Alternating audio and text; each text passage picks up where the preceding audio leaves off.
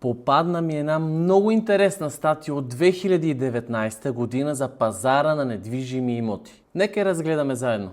Заглавието гласи: 4 сигнала, че пазарът на имоти ще бъде различен през 2019 година. Държа да подчертая, че е гледана почти от 100 000 души тази статия. И тук има няколко важни детайла, които трябва да обърнем. Че през 2019 година цените са нараснали драстично и че има 4 сигнала, като се очаква купувачите вече да бъдат в по-изгодната позиция, а не както е било в предходните години през 2016 и 2017 година. Очаква се да има стагнация. Втори фактор, много интересен. Намаляващи ипотеки. Тоест, как хем лихвите спадат, ефтин е кредитния ресурс, а в същото време сделките се забавят. Ето тук може да видим в четвъртия фактор по-дълъг престой на имота на пазара. И тук се дава пример, че един имот, докато се подпише предварителен договор, е между 6 и 12 месеца, а не както е било предходните години от 3 месеца. Същото, третия фактор, ръстът и на новото строителство. Тоест, през 2019 година се е очаквало пазара да се нормализира, а тези имоти, които са били надценени, да се коригират цените. Тоест от 1000 евро да станат може би на 900 евро. И си спомням, че по това време продавах едно панелно жилище в Младост на цена през квадратен метър от 1000 евро и наистина ми отне поне 6 месеца докато го реализирам. 2019 година 1000 евро на квадратен метър.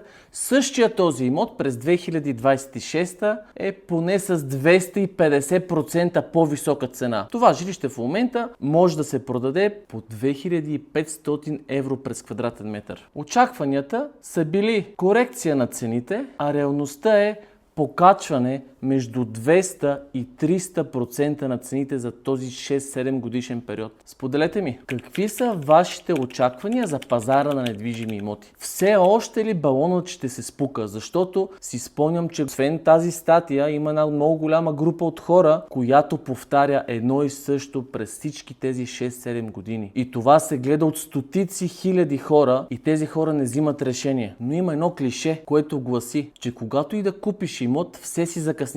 Но някои закъсняват по-малко, други закъсняват твърде много и плащат в пъти повече за своето закъснение. Вие от кой тип купувач сте? Споделете ми в коментар.